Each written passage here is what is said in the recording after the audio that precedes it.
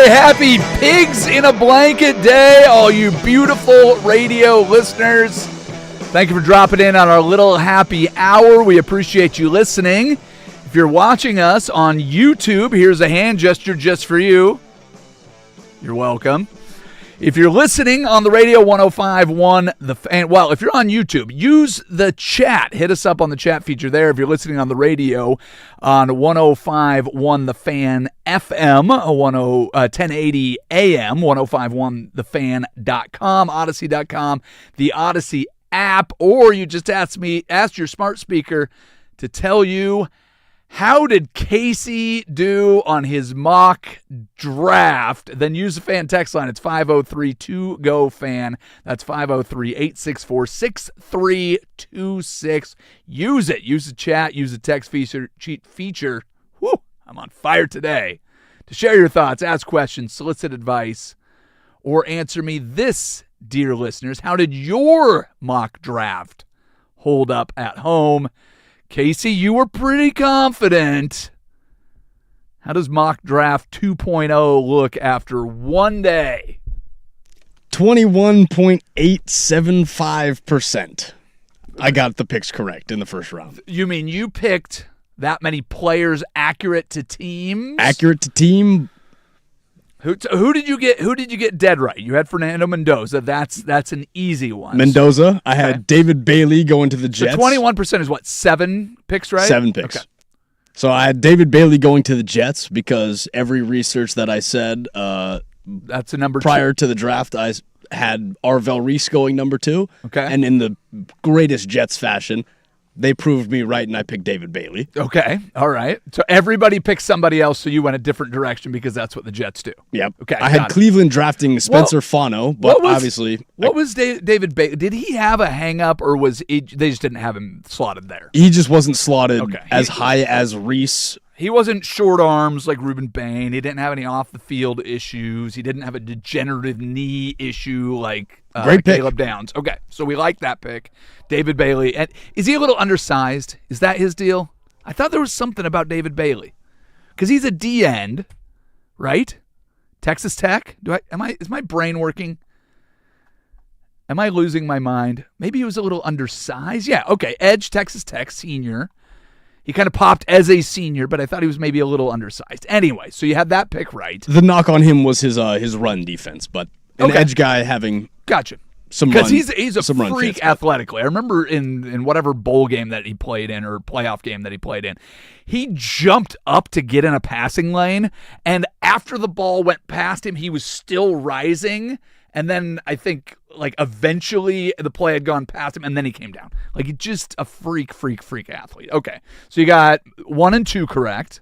What else did you get right? I had Cleveland drafting the offensive tackle from Utah, Spencer Fano. Fano, okay. Like that. What else you got? I had Ravens drafting Vega Ione, the guard out of Penn State. All right. Blake Miller, he went to the Lions, a tackle out of Clemson. Another offensive tackle. So how many offensive tackles were there yesterday? We had 7? Is that the number that I heard in my head? Or because there was a run on them late, wasn't there? So that's D tackle. That's wide receiver. There was a lot of picking. Maybe it was just 6 offensive linemen. So 6 offensive tackles, 7 offensive linemen taken in the first round. Yeah, a guard going at 26 seems a little high for the guard position, but that guy's supposed to be the toughest guy in the entire I guess then draft. two guards went in the first round as well because Vega Ione went at 14. Okay. And maybe that was the one that was a bit of a reach. So, Okay, well, there you go. All right, well, so 20%. That's Houston Texans drafted Kalen Rutledge. That was the other your goal was to hit 20%, so you nailed it. You were trying to hit 80% of the positions. How'd you do on that? 43.75%. A little tougher. Yeah. Little tougher. My favorite thing about today is that everybody is now grading the draft. Oh, you know who had the best first round? The Jets. Yeah, you know who had the most picks in the first round? The Jets. So, listen, who knows how this works out? Here's what I glanced at, first of all. The picks that intrigued me are, of course, the picks within my division. So part of we talked about this a little yesterday. I don't know how deep we got into this. I went back to 2002 and pulled up all of the stats for the divisions because I don't know what the Jets need to do. I'm pretty sure they have a terrible offensive line, and I think they had one of the worst defenses in football. That's kind of the thought that I had. So they get help on defense, but it's one guy. Then they added 2 skill position guys. Is that what they did? Yeah. They added a wide receiver and then Kenyon Sadiq. So they go out and they add skill positions. I'm like, pretty sure without an offensive line and Geno Smith giving that dude weapons is not going to be real helpful if he doesn't have a bunch of time. So are there guys later that you can go and add to that offensive line? Maybe. I don't know. They're the Jets. I assume whoever they pick is going to be disappointing and disappointed because they're with the Jets. That's just kind of the way I go. I asked Jake Suchman, our video guy, our social media guy that's here. I go, were you excited when they got Breece Hall? Was his answer. He didn't really remember. Was that guy good? Yes, he was. Real good. He's still with the Jets. He's still pretty good. Sauce Gardner, was that a good pick? Great pick. Where's he playing now? The Colts. So I reserve any judgment on that. So what I was looking at was the NFC West, and I was curious how good they are. In the last 23 years, so that's, as we talked about, was when the divisions were set to what they currently are. So that was when you had the expansion of the Houston Texans come into the league and made it 32 teams. You got the 4 divisions in each conference. The NFC West is the only team that has had all 4, one of 2 teams that has had all 4 teams represent their division in the Super Bowl. The other one, do you know what the other division is in all of football that has done that? The AFC North? Nope. Browns have not been to a Super Bowl ever. So calm down on your division. They're the only... Can we count Pittsburgh twice? No, because then you'd have to count the Seahawks 4 times. So no, you cannot do that. So the worst division, depending on how you look at it. Did you really just flex your 4 times like I'm not sitting over here with 6 rings? I'm sorry. How many were you alive for? 2. Okay, calm down. So I just said in the last 22 years, you tried to take credit for going to 2 Super Bowls. I think you went to 3 because didn't you lose to the Packers? 3 lost to Rodgers. Yeah. So get it right. First, get your numbers right. Second, don't take credit for Terry Bradshaw. Okay, you're just as annoyed that they let him do the replays. Not at all. Oh, are you kidding me? Love me some Terry B. That's a guy that you want breaking down. Honestly, I think he's fine when you just let him talk, but why he is reading the highlights, I have no clue, and you know that's true. Give me all the Terry B in the world. He stumbles through the read and tries to do it at speed. Just let him slow down and be an old man. That I'd be fine with. You've got me off topic. The worst division, the only division that has 1 team to represent the Super Bowl. AFC South? AFC North. Or AFC East. Sorry, AFC East. Scared me there first. No. Well, so the South, AFC South has had the Colts and has had the Tennessee, the Titans. So you've got both of them representing out there, but you do not have anybody besides the Patriots playing for a Super Bowl. So even though they have the most Super Bowls as any one team, they have the most division titles. You got 1 division title for the Jets, 1 division title for the Dolphins. So I'm looking at all of it. There's a lot of interesting information in there. It made my brain kind of explode. The Cardinals are the easiest team to dismiss in my division, but they've been to a Super Bowl at least. What are you looking at? You look confused. When was the last time the Bills went? The Jim Kelly wide right? Well, that was the first time they went. But yeah, the last time they went was 94 and when they lost to the Cowboys. Thank you. But they went 4 in a row. So they went 90, 91, 92, 90. I guess it was 93. Depends on how you look at it. The season or when the Super Bowl's actually played. Whatever. So it has been a very long time since they have been. This was just looking at 2002 with the divisions the way they are. So I'm looking at it. I go 49ers. They've traded out of the division. The Cardinals, they're just such a mess right now. And to add a running back, it feels very much like they did exactly what the Raiders did last year, getting Ashton Jeanty. It feels like reaching for a running back, which is not a value position. I know that Jeremiah Love is the best, possibly the best player in the draft. I know he's the best running back in the draft. It's another bad offensive line, getting a skill position guy behind it. That one I didn't love. And, man, I have no idea what's going on with the Rams. Like, that was obviously the most shocking pick. The McVay press conference, these weird comments about the team had not actually met with Ty Simpson. The phone call itself. All the things. Very bizarre. It does explain why Jimmy Garoppolo is going to retire, because that was your backup quarterback in Los Angeles. But the whole thing, to me, is absolutely crazy. Who knows who's right in any of this? But just on initial reactions, those are the teams that I paid the most attention to. I texted a Rams fan, and I went, Ty Simpson? His response, well, if you're only going to pick in the first round every so often, maybe this is one of the few chances you'll have. What he said was he actually considers his first-round draft pick Trent McDuffie. They made a lot of trades. They already made a lot of moves. They've been trying to fix it with veterans. It's a really good way to look at things. And it's the way that the Rams have operated. Jared Verse is the only first-round pick they've had in the last 5 years. This is a second one. They may not put the same value in the draft as other teams do, and I think that's pretty obvious. So, listen, you can go ahead and fault the way that the Rams do business. They've already made some huge moves this year, so they've been winning the offseason already. So if you have a problem with this from whatever perspective, I look at it that way. The problem with the 49ers was depth. They added more picks by trading out of the first round, so they're addressing that. The biggest problem the Seahawks had, running back, they've addressed that. That division, everybody elevated. Rams did, or the Cardinals did what the Cardinals do, and probably made a bad decision.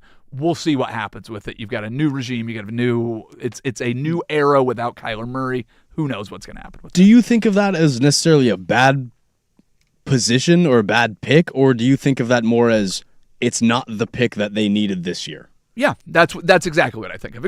Ashton Jeanty might have a great career, but he's not going to make an impact right away. And again, so getting that guy now, what the one thing that you do not want is him to get hurt this year. That's, I think, the biggest thing. But getting a guy out there, Marvin Harrison Jr. went there and disappeared. Even if he does get hurt, they do have depth at the running back position I understand, with James Conner and Tyler Algier. But if you use a third overall pick on a running back, you want him around for a long time. You do not want to end up with a situation where he's finally ready to peak and the wear and tear turns him into Todd Gurley. Again, that's in the way that, running backs usually work, that's the guy you want to end up resetting the market in 5 years. You got it. And the best friend that you can have for a running back is an offensive line. The second best friend you can have is a quarterback. And what is Arizona deficient in both of right now? Well, they do have a quarterback with a record. It's not a great record, but it's a record. What did they say when Jacoby Brissett asked to be paid like a starter? Said, you're not our starter. But throw for an NFL record 57 times. I'm not saying that Jacoby Brissett is terrible, but you have a lot of problems to address. Getting the running back of the future before you get the offensive line or the quarterback of the future. But it's exactly what the Raiders did. The Raiders made a lot of moves this offseason. They've got a great tight end. They've got a new quarterback. They've got an old quarterback this year. And they've got Ashton Jeanty. If he has a breakout year this year, that's the pattern they're on. I'm trying to think of another team that I can remember. Carolina. Went running back? Carolina with McCaffrey. Okay. And he plays where? San Francisco. So if Jeremiah Love is playing elsewhere in 4 years, then it's McCaffrey. If Jeanty is playing elsewhere in a couple years, then it's the same thing. But yeah, I think you might be right, is you reach for that guy. So McCaffrey might be a perfect example of that, but not exactly the path that I think you want to follow. Should we do some in case you missed it? Let's do it. All right. In case you missed it, Yankees pitcher Cam Schlittler tossed 8 dominant innings at Fenway last night to lead New York to a 4-2 win and a sweep of his childhood team, the Red Sox. I don't know why anybody is surprised that a kid from Walpole who grew up a Red Sox fan is having so much success against one. Anybody who's ever been to Boston knows nobody hates the Red Sox more than the Red Sox fans. As a matter of fact, nobody hates anything as much as Red Sox fans hate everything. So I think he's playing right into it. That's all I'm saying. Keep dealing, Schlittler. Keep dealing. Yes. In case you missed it, Jim Furyk is going to lead the U.S. Ryder Cup team after Tiger Woods withdrew. Jim Furyk will captain the 2027 U.S. Ryder Cup team. Their first choice was to replace Tiger Woods with a bottle of Vicodin, but that wasn't going to work out, so they are going to take Furyk instead. It's tough for fans of Tiger Woods, but I'm glad to hear it because there's no place on earth that is more famously unwelcoming to substance abuse than Ireland. So I think that this is probably the right decision. So stupid. I definitely thought you were going to go the other way with that one. Oh, did you? No. In case you missed it, Joel Embiid has been sidelined with an appendectomy, but was officially upgraded to doubtful and is pushing hard for a miraculous return for Game 3 against the Celtics. I say get him out there. I wouldn't normally advocate for a guy who just had his organs rearranged, but the Sixers coach is literally a nurse. I mean, what could go... Who cares if the stitches aren't healed? Just put him in the red jerseys and get your ass out on the court. Nobody will even know. It's like, right? And look, if there's side effects from the pain meds, just match them with brown shorts and we'll be fine. It'll be... No? Got your khakis? There you go. In case you missed it, C.J. McCollum buried a clutch fadeaway jumper with 12 seconds left to secure a 109-108 victory for the Hawks over the Knicks last night. To all the Blazers fans on Twitter right now, stop it. No. Don't even think about it. You broke up with her for a reason. I get it. She looks good on Instagram right now. Maybe she looks great, but you're only seeing the filtered version. Remember what it was like dealing with her every day. Remember what it was like to see her defense every week? It was terrible. It was a couple of good nights, Portland, but your ex is your ex for a reason. Keep your pants on, please. That's all I ask. All... supposed to be keep it in your pants. But either way, you got it. We get it. And finally, in case you missed it, Jaden McDaniels and the Timberwolves unleashed a relentless defensive attack last night, crushing the Nuggets 113-96 to take a 2-1 series lead. We saw this, but he was talking a lot of trash, and the trash talk is clearly working for Minnesota. I'd say Jokic, who went 1 for 8 in the first quarter, should probably try to give some back to them, but here's the problem. Do we know if this guy can even talk trash? Can you imagine getting him in the face of Anthony Edwards and be like, you dribble like my grandmother eats soup? Watch out for me when I get basketball or I make jump shot in your eyeball. Everybody, maybe I go like Magic Johnson. You don't know what I do. Maybe I go baby sky hook shot. Maybe I go behind the back pass. Maybe I get AIDS. You don't know what I do. It's hard for you to stop me. I like horses. No? How long did you practice that accent? Can I tell you that actually that I have never done this before in case you missed it. That used to be, I guess that was from my stand-up. That was the one thing that I... Well, inside baseball. A little, yeah. But the watch out for me when I get jump shot. Make it right into your eyeball. All right, everybody. Thanks to our studio audience. At 2:30, we're going to change things up. Normally, I have a comedian. I was efforting to get a actual fairly local Seattle guy to come in. We could talk about the draft, the whole thing. It turns out it didn't work out. But yesterday, we skipped our Take Your Pick. All the series that we're picking start today. So we're going to bring in Johnny Lutz. We'll have him at 2:30, a special Friday edition of Take Your Pick. We'll go through baseball. It will be very fun. Before that, our M's make a trade, our Blazers have a Game 3, and Rookie of the Year odds are out for the NFL. The Daily Buzz is next on Happy Hour. This is 105.1 The Fan. The Fan Golf Classic.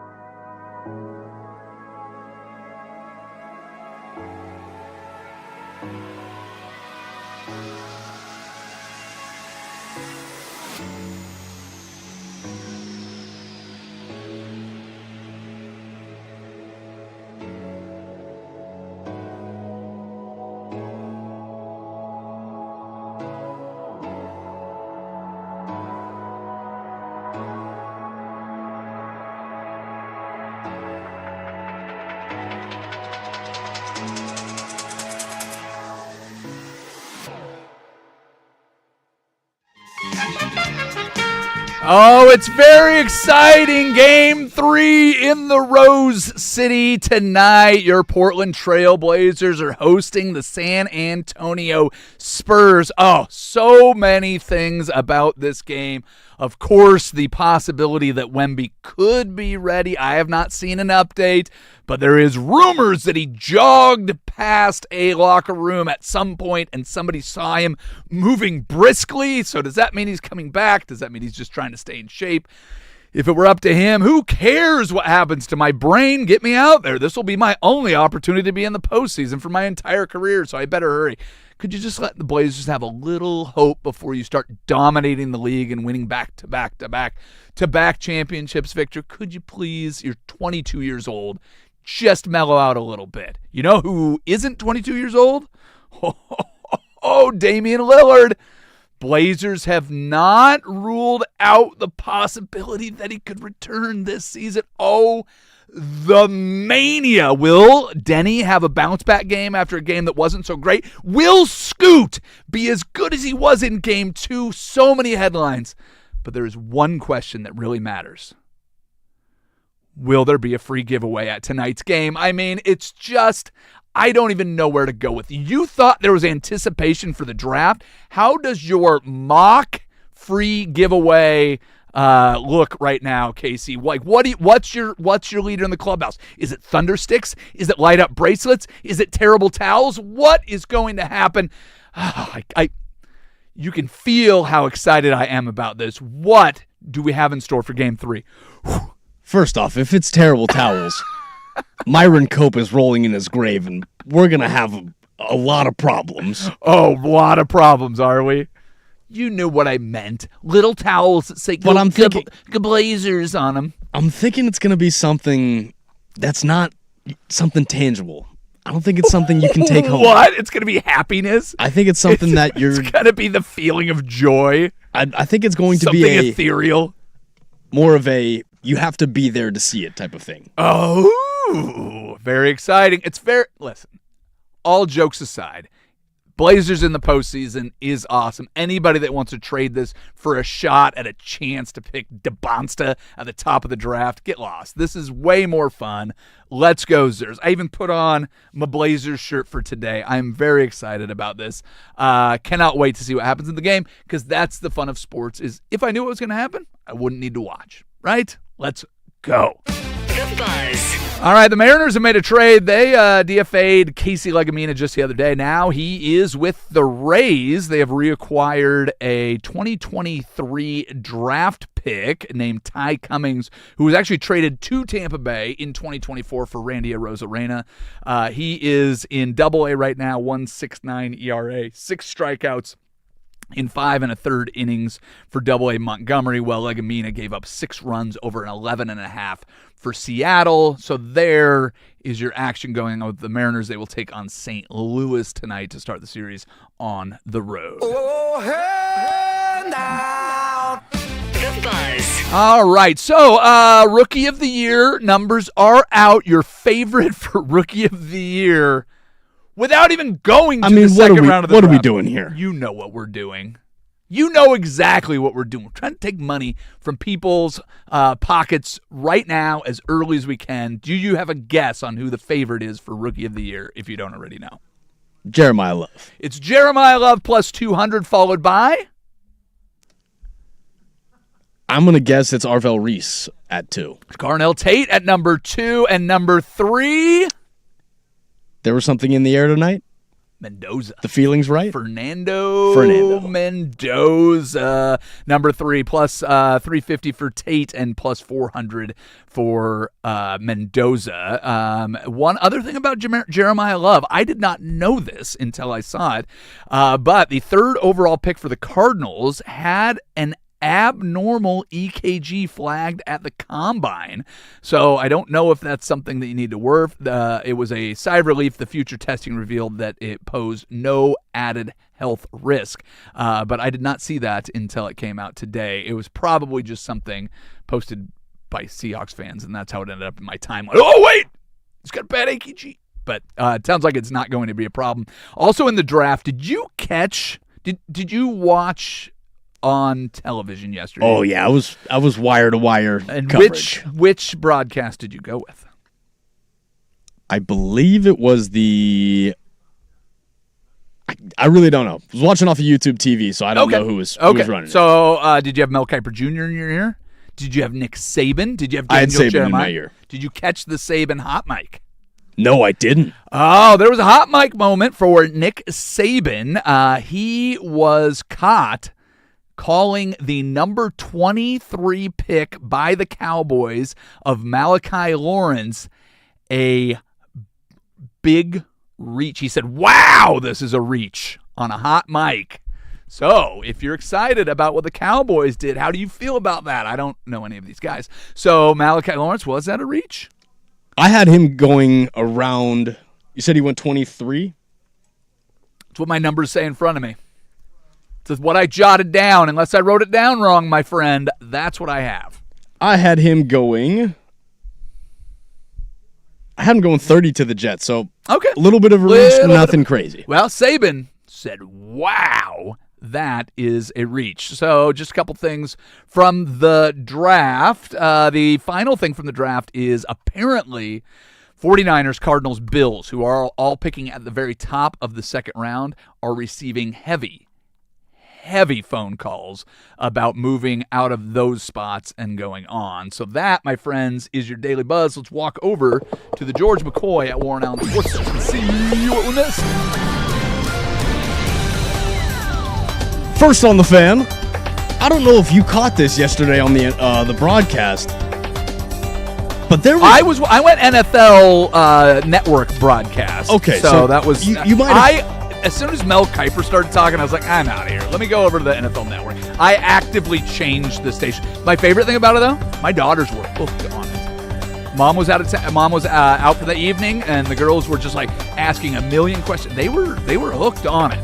They didn't make it through all the commercial breaks, but they were hooked on the draft. They loved it. Well, it looks like the NFL might have redone the Mendoza draft photo or video. Because it looks like there's 2 separate videos. One is supposed to be the NFL broadcast. The other one's a video that was then posted to Twitter. The family reactions are 2 different reactions. Ooh. And fans are speculating that the NFL, to try to de-awkward the Mendoza... Oh, they're trying to make him look less like a robot. Made it more looking natural. He's being mentored in the league by Kirk Cousins. He was coached by Curt Cignetti. He has no choice but to be awkward. His only social media platform is LinkedIn. Just let him be awkward. I love it, and I love that he is with the Raiders, who are like the antithesis of what he is. It's so good. It could have been 2 separate videos, one of when his getting announced versus when he got the phone call. I need a better conspiracy theory than just making him less awkward. Is he an alien? Is he AI? Let's figure out something. Make it more tabloidy, and I'm all in with it. And for more sports scores and stories in 30 minutes, I'm Casey Smith from the George McCoy at Warren Allen Sports Desk. Hurt and missing work? Insurance companies acting like jerks? Don't call your mom. Call George McCoy at WarrenAllen.com. The home of the Fan Happy Hour.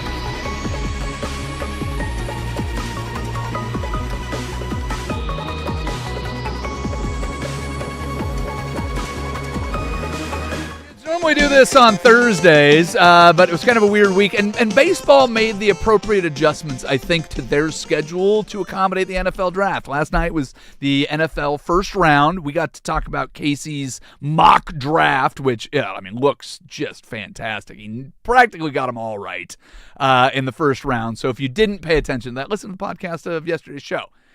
We tried to get a comic on today, couldn't get him on, so it worked out perfectly that we can move it because all of the games, all of the series that we're profiling actually start today, except for one that starts tomorrow. So we didn't miss anything. So we'll bring in last week's champion, John Ludwig. Congratulations. Thank you very much. Get his mic for me there, Casey. Thank you for having me. Oh, are you kidding me? Yeah, no, it's wonderful to have you. You played the entire NFL season with us, and you never actually won a week, if I recall. Correct. So we're very humbled throughout the season. Get a little closer to the mic, John, so we can hear you. No, you're good. So if you don't know, John is one of our sales guys. He has been in radio forever. You spend much time on air, John? Little dabble here and there. I actually had a college radio show with a buddy. Love it. But professionally, no. Okay. Well, I'm not paying you, so this is continuing to be not professional. But let's go through it. So if you're listening along and you've never played, go to @FanHappyHour, go to my personal Facebook page, go to any of the fan socials, find the link to the Take Your Pick game, and you can pick along with us. Winner will be invited next Thursday to join the show. So let's go through it. Big baseball fan. I see you're wearing your Mariners hat, John, which I love. Yeah, I think I've become more of a baseball fan, especially with all the changes they've made lately. Makes the game much more palatable. And just, I think for all the talk of like, oh, you make change, people don't like change, I think everybody's embraced it. I would 100% agree. And it's funny because baseball was so averse to change for such a long time. And finally, Rob Manfred just goes, you know what? Deal with it. Like, we're just going to make these changes and see, like, all the people that were shouting at the clouds and upset and irritated with the idea. Like, even myself, the automatic runner in extra innings seemed like the dumbest thing. Now, in fairness, half of it is when somebody calls it a ghost runner. Yeah. That's not a ghost runner. Ghost runners in wiffle ball when you're at second and it's your turn to hit, so you leave your ghost behind as you go up and hit. Having an automatic runner, totally different thing. You can call it a zombie runner. I'm okay with that. Yeah. But even that speeds up extra innings, and having gone to a couple extra innings games last year, kind of like it. Like, hey, let's get out of here. I had my kids with me for an extra innings game. I think I was saying this earlier to somebody today, but it was really nice to realize that we don't have to wait 2 extra hours with your kids and the beer closed to wait for a game to finish. They don't do it in the postseason, so you don't have to worry about that. But I'm glad that baseball is getting people back. Yeah, I feel like baseball and, not to switch gears totally, but hockey for me last few years has been a sport I've been embracing more and enjoying a lot more, especially now in hockey. Hockey and baseball align really well. Teams of, obviously hockey getting going, but for sure. Baseball is just, it's summer, it's America. All right, well, let's take a look at some of these series because there are some that are kind of interesting to me. We don't have to look at every single one, but I want to get your idea on who you've picked. So the first one that I have on here is the Detroit Tigers at the Cincinnati Reds. The Reds are interesting to me because right now it's like 2 guys account for like 66% of the run production for the entire team. That's Ellie De La Cruz and Sal Stewart are basically the entire Big Red machine right now, and they're looking pretty decent. The Tigers, we know that they spent a lot on pitching, but did you see who their newest pitcher might end up being? No. Breaking news? They put in their catcher as a position player in a blowout. The Dingler? Knuckleball. No, it is a guy named Jack Rogers who I'd never heard of. Okay. But apparently he's got like a gnarly knuckleball, and he's striking fools out. Bring back the knuckleball. We already did a show on that of bringing. No, you're good. But if you have guys throwing it 104 miles an hour, and the next day you go in, like after facing Mason Miller, and you come back the next day and there's a guy throwing an 81 mile an hour knuckleball, dude, I'd be all about that. And you know who the most likely guy to come back as a knuckleballer is? With the Padres. Like, you got to do that. In one game, to see Mason Miller and to see whatever this guy's name is that chucks the knuck. Let's go. Who you taking, Reds and Tigers? I'm going Tigers. I saw that they got Valdez on the bump, Frambar. Yeah. Big lefty. Didn't they pay him more money than Skubal, too? They sure did. They sure did. I always thought that plays well in the locker room, interestingly. But congratulations to that 2 Cy Youngs. We're bringing in this other lefty. I'm going to give the Tigers the nod, I think, just because they get the big win today and it gives them the advantage going to the weekend. All right. Red Sox are at the Orioles. The Red Sox have the fewest home runs in all of baseball. I'm taking the Orioles. What are you going to do with that? I'm going O's as well, not just because some other sales bros we know that are O's fans. There are spending a little time over in the Eastern Shore. I met a lot of fun O's fans, and they're a great fan base. So I'm gonna root for them this weekend. All right, just in honor of Patrick Harris, we will skip the Guardians Blue Jays series. You got the Twins and Tampa Bay. Tampa Bay has been good. The Twins, they're meh. So I think most people are going to go that way. Do you have a lean in that series? I'm probably going to lean Rays. They're one of the hot teams right now. I think Twins beat up on got some wins over maybe the Mets and some other teams lately that are not riding as high. And I feel like for some reason the Rays have no business being successful. But yet year in, year out, maybe outside of last year, they're always competitive and the little engine that could. So let's go Rays this weekend. It's hard not to root for the Rays in that division. It makes sense. You can't root for the Yankees. Blue Jays are Canadian. You're not going to root for the Reds. Let's go Rays. Why not? The little engine that could. I love it. The Phillies are terrible to start the year. They are on a 9-game losing streak. They are taking on the Atlanta Braves, who are red hot. So Phillies need to do something if they're going to get back in this division. The Mets have ended their losing streak. Do you see the Phillies turning it around against Atlanta? I see them maybe getting one this weekend, but I think Atlanta, especially at home, too strong right now, and Phillies just, I don't know what's going on. I mean, they're one of the highest payrolls too, right? By the Mets, right? Yes, they are. They're fourth, I saw yesterday when I was cracking jokes on them. Yeah, so, yeah. Schwarber bombs are always fun to watch. You know, he's definitely an entertaining ball player, but I feel like they're just not gelling right now. Yeah. Well, you got the Rockies and the Mets and the Nationals and White Sox. If I forced you and said you had to watch one of those two series, would you just end it, or would you pick one of those two? Because they both sound terrible. Circling the bottom of the barrel. Oh, but my goodness. I feel like the Mets could be an interesting story. They've had such a bad start, obviously. That's overarching throughout the talk of baseball. But I feel like they can come around in a big way, even with Lindor going down. They got Soto back.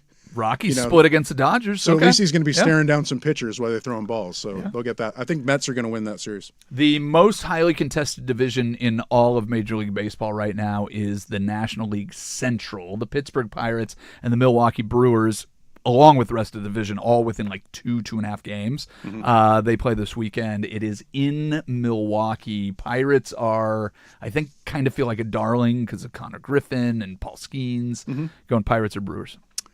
I think we're going to go Pirates. Not only do they got Skeens going, Mitch Keller's been pitching pretty well for them as like their kind of number 2. And you got your big horses going on the mound. I feel like that's an automatic advantage. The Astros have a +6 ERA as a team.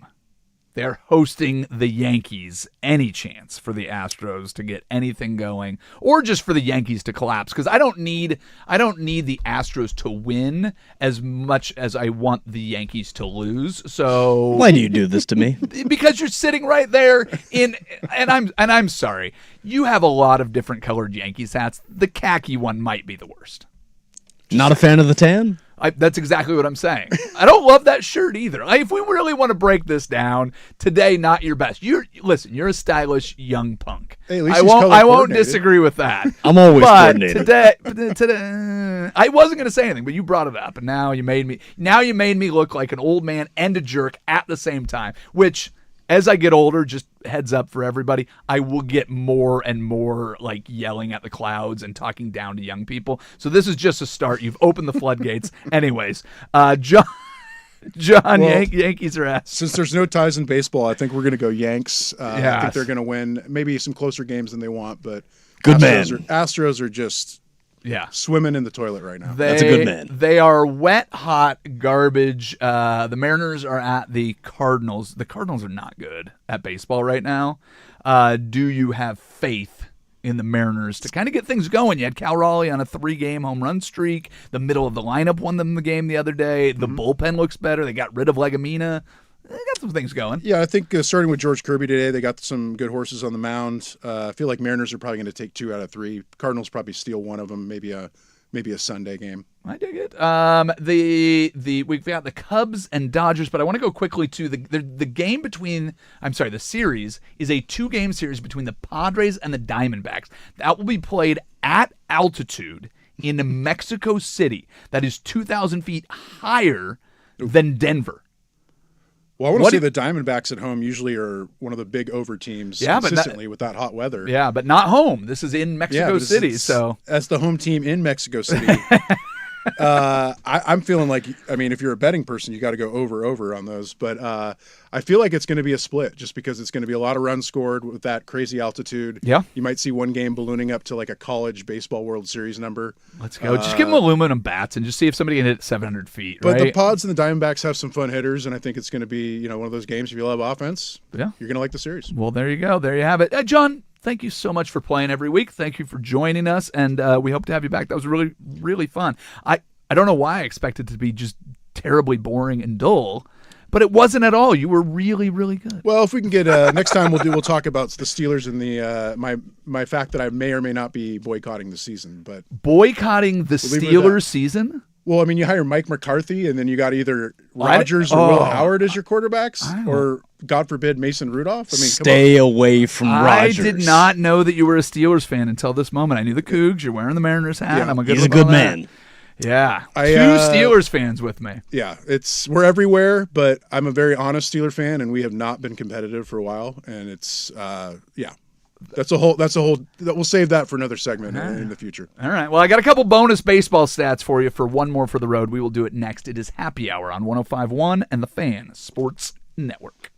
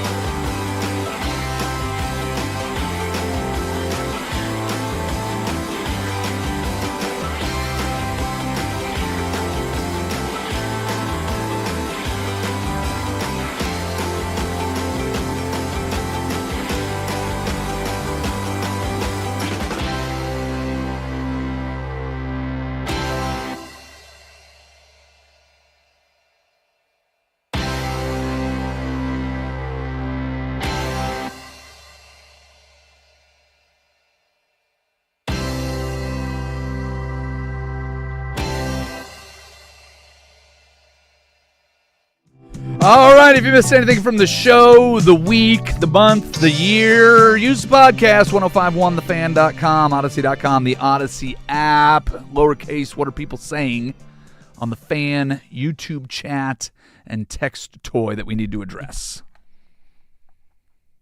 Just a lot of Go Blazers. A lot of people excited for the game tonight. As there should be. You know what? Does your team have the best odds to win the game? Are the majority of fans around the country rooting for your team? Absolutely not. But you know what? Funny things happen. 12 out of 12 ESPN writers picked the Nuggets to run away with their series against the Timberwolves. You think Timberwolves fans care? They're up 2-1. Who had the Hawks beating the Knicks? Nobody. Not me. See? So, hey, crazier things can happen, and they're already happening in the postseason. So why not have the Blazers go out and get another win, especially if Wemby doesn't play? I'm with that. All right. What's the most shocking pick of the second round? I think Emmanuel McNeil-Warren, the safety out of Toledo. Where does he go? I think he goes probably in those first two picks. I actually had him going in the first round, but obviously safety slip, so I think I have him going to the Cardinals. All right. Oh, to the Cardinals. Now with Buda Baker? Oh, interesting. All right, let's do one more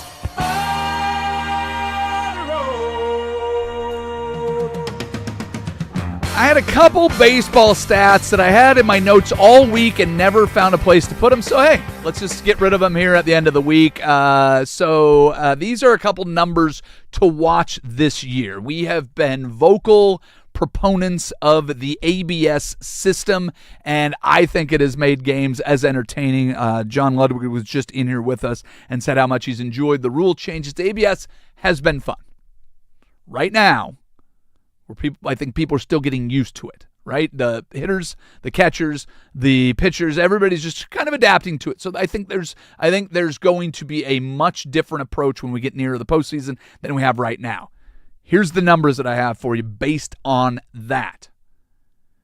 Your walk rate is hovering around 10%, which would be a historically high figure. It is up 16% from last season, and that is due to more people taking pitches and the overturned balls at the end of at-bats. The other number that is being affected by it is batting average is down. So more people watching, trying to see if they can figure out what the line is. The batting average right now is at 236 league-wide. That is also expected to go up as the summer warms up. And the last one is games are taking about 4 minutes longer, up from 238 was a full season average last year. They're running about 242, which is still keep it under 3 hours, and I am perfectly happy. Big thanks to John Ludwig for joining us. Love to have him in here. Thank you very much to everybody that listened. Of course, thank you, Lowercase. And we couldn't finish the show without thanking Isaac Ropp. We're all done for now. Bye-bye. And that's the final word. You must all...